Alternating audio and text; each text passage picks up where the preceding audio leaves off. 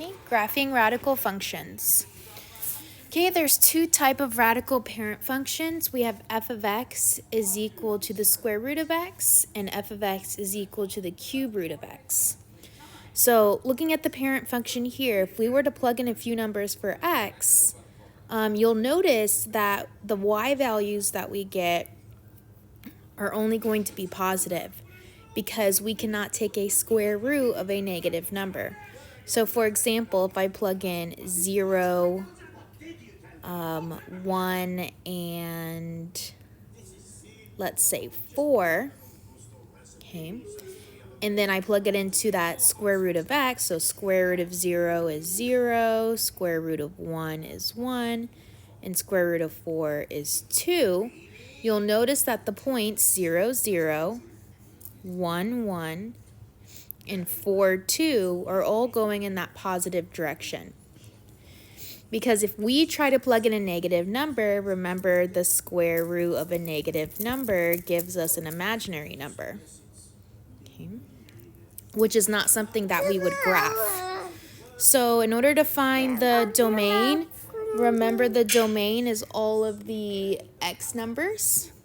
So we start at 0 and we go towards infinity. So this is going to be 0 to infinity. And then same with the range, we're starting at 0 and going to infinity. So 0 to infinity. Okay. Cubic functions are a little different. So with cubic functions, we can take the cube root of a negative number. Okay. So for example, let's say we plug in -1, 0, and 1. The cube root of -1 is -1. The cube root of 0 is 0. And the cube root of 1 is 1. So if we look at the point -1, -1, 0, 0, and 1, 1, you'll notice that the cubic root looks like a stretched out S. Okay. And in this case, the domain and range are both able to go to infinity.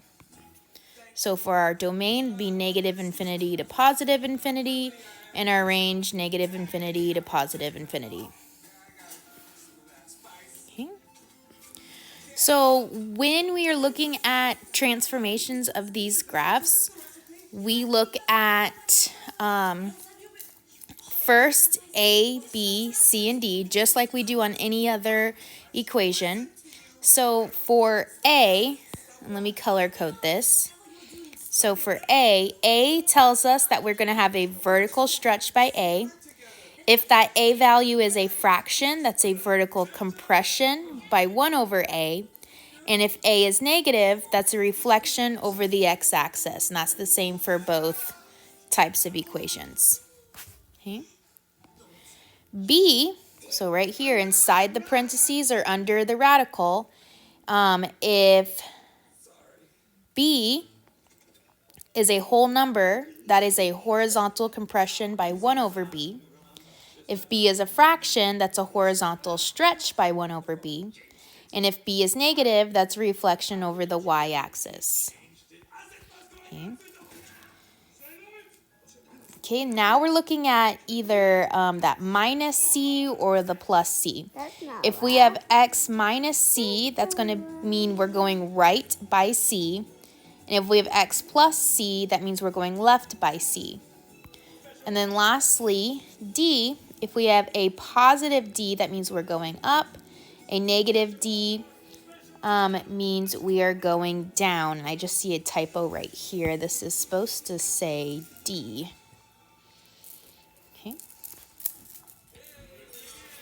Okay, let's look at the first example. It says the graph of f of x is equal to the square root of x is transformed to create the graph g of x is equal to f times x minus 3 plus 2.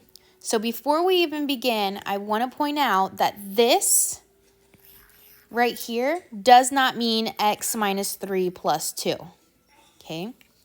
Our original function of f is getting transformed by taking the x value and subtracting 3 and then adding 2 to the end.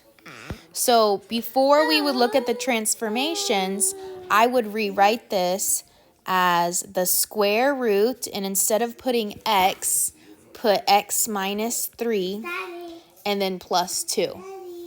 So notice that this says f of x is equal to the square root of x and g of x is equal to f. So we took the equation of f, used it, and included the transformations. So what's happening is first we have this x minus 3. So if we go back up to our c value, if we have a minus c, that means we're going right by c. So we can say that this is going right 3.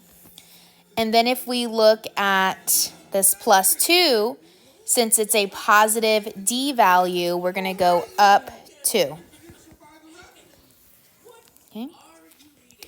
So now it wants us to sketch g of x. So what it has plotted for us is f of x, that parent function, and we're going to go ahead and plot the transformation. Okay. So what I would do is I would start right here at the origin. And remember, we said we went right 3 and then up 2. So I'm going to go right 3, up 2.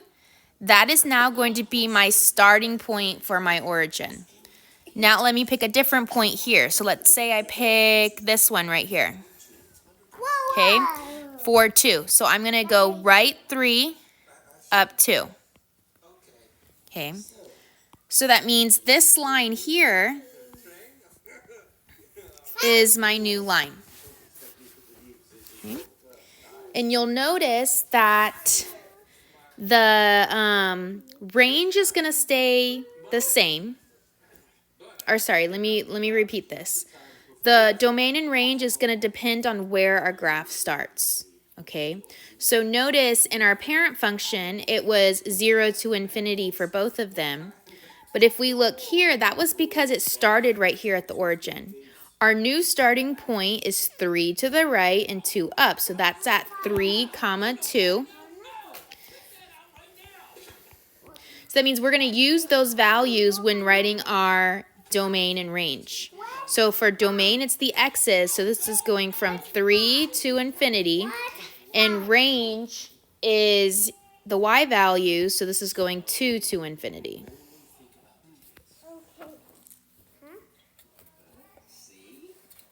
Okay, now let's do the next one.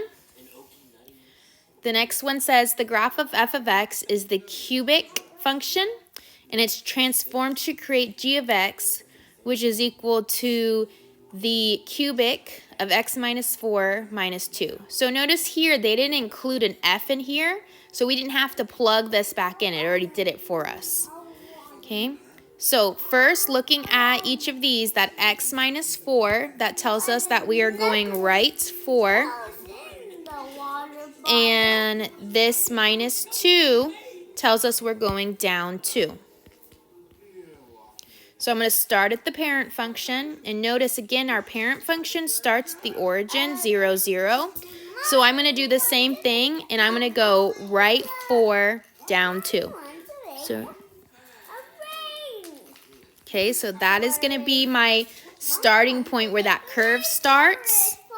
And then let's see, now let's pick another point. So let's pick this point right here. This point going right 4, down 2. So it's going to be somewhere over here. And then let's see, this point over here is going to go right 4. 1, 2, 3, 4, down 2, 1, 2. So that means my graph is now going to look something like this. So it's been shifted down and been shifted to the right. Okay. With the domain and range here, however, it's always going to be negative infinity to positive infinity for both the domain and range.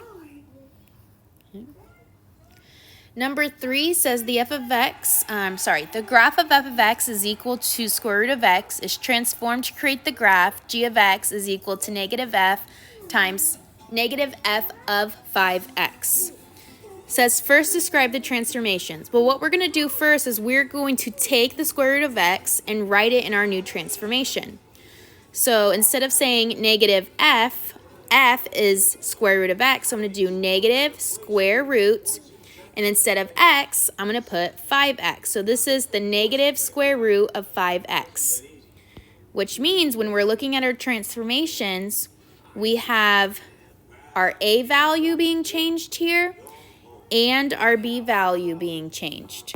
So if we remember, and if we go back up to here, it says if our a value is negative, it's a reflection over the x-axis. So that's what I'm going to write first. So reflection over x-axis. And then our b value is a whole number. So I'm going to go back up here. So b value is a whole number. So that means it's a horizontal compression by 1 over b. So we would say horizontal compression by 1 over 5, because 1 over b and our b value is 5.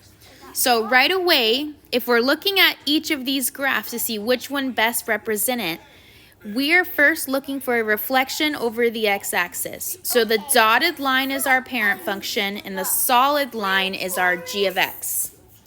So I'm first looking for a transformation or a reflection over the x-axis. Well, that one doesn't have it, neither does that one, but these two do. Then it says a horizontal compression, by 1/5. Okay, so horizontal, remember, is this way right here. This is horizontal. And compression means we are going to get, let me verify something real quick. It does say compression.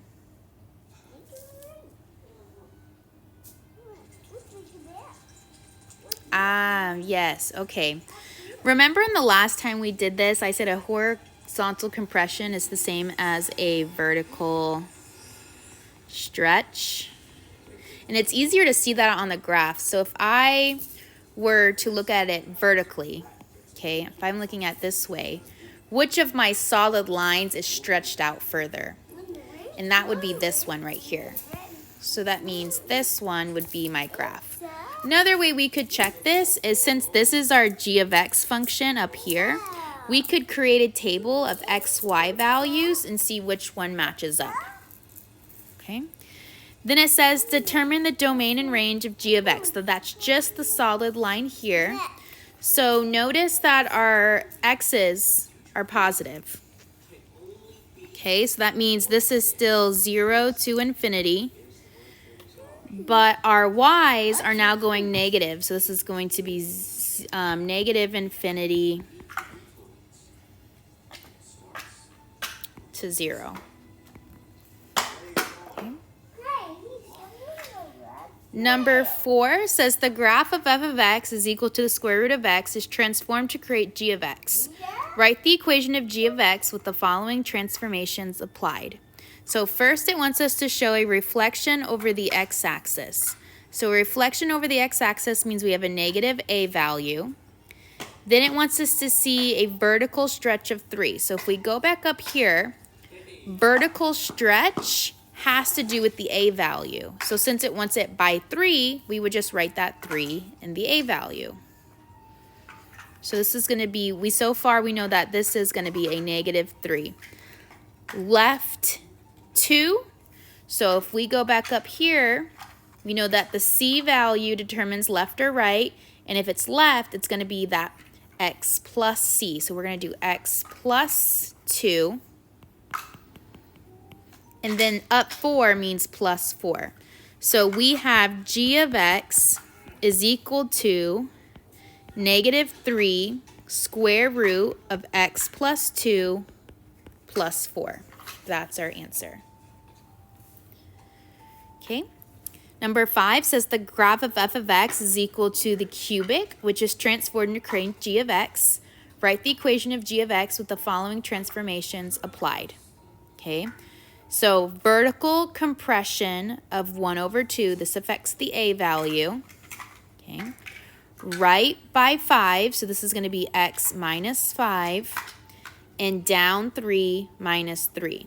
So this is going to be g of x is equal to 1/2 cube root of x minus 5 minus 3.